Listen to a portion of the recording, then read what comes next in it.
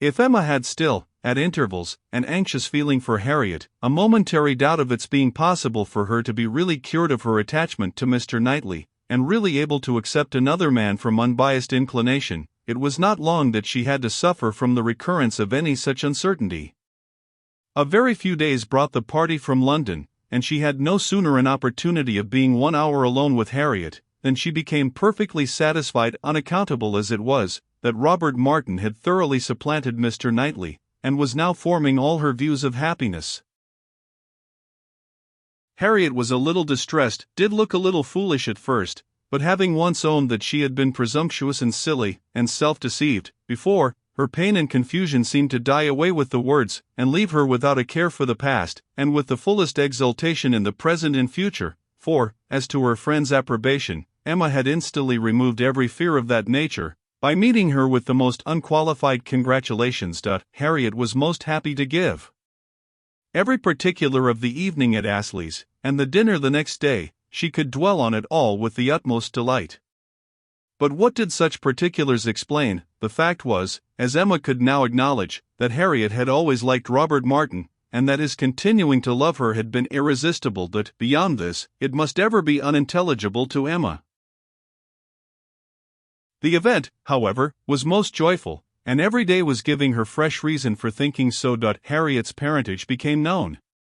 She proved to be the daughter of a tradesman, rich enough to afford her the comfortable maintenance which had ever been hers, and decent enough to have always wished for concealment. Such was the blood of gentility which Emma had formerly been so ready to vouch for. It was likely to be as untainted, perhaps, as the blood of many a gentleman. But what a connection had she been preparing for Mr. Knightley, or for the Chitchills, or even for Mr. Elton, the stain of illegitimacy, unbleached by nobility or wealth, would have been a stain indeed.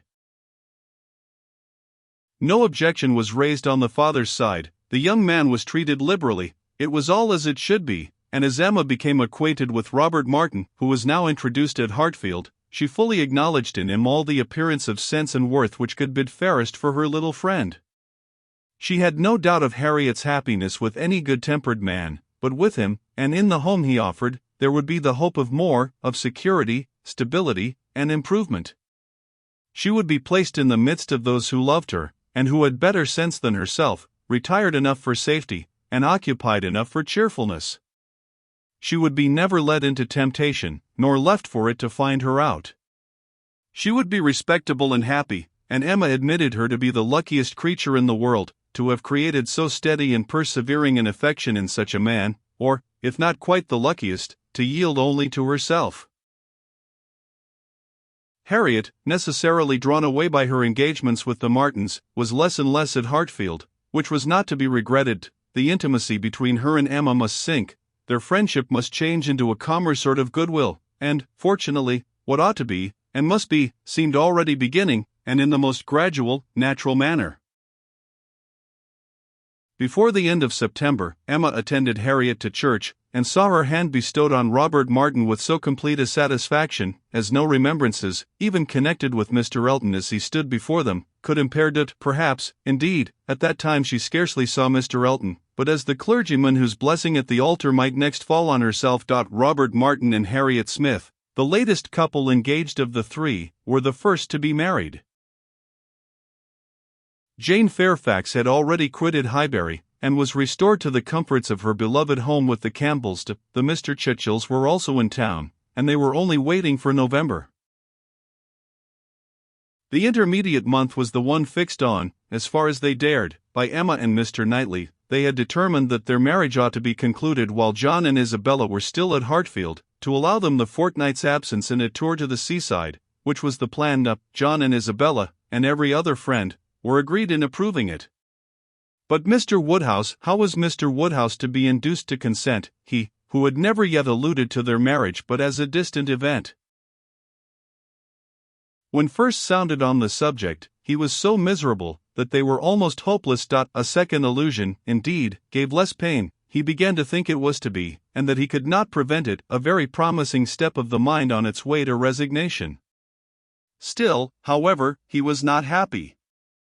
Nay, he appeared so much otherwise, that his daughter's courage failed. She could not bear to see him suffering, to know him fancying himself neglected, and though her understanding almost acquiesced in the assurance of both the Mr. Knightleys, that when once the event were over, his distress would be soon over too, she hesitated, she could not proceed. In this state of suspense they were befriended, not by any sudden illumination of Mr. Woodhouse's mind, or any wonderful change of his nervous system, but by the operation of the same system in another way. Mrs. Weston's poultry house was robbed one night of all her turkeys, evidently by the ingenuity of man.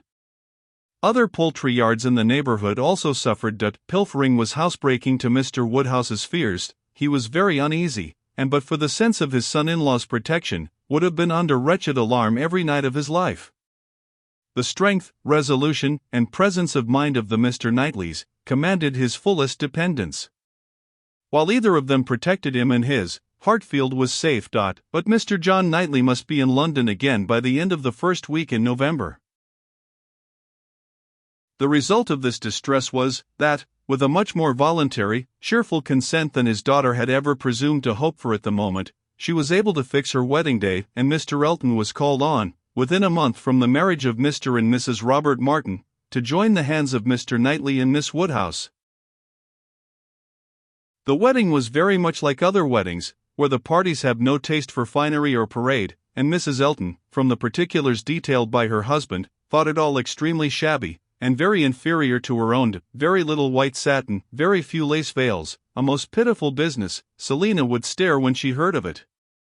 But, in spite of these deficiencies, the wishes, the hopes, the confidence, the predictions of the small band of true friends who witnessed the ceremony, were fully answered in the perfect happiness of the union. Fineness.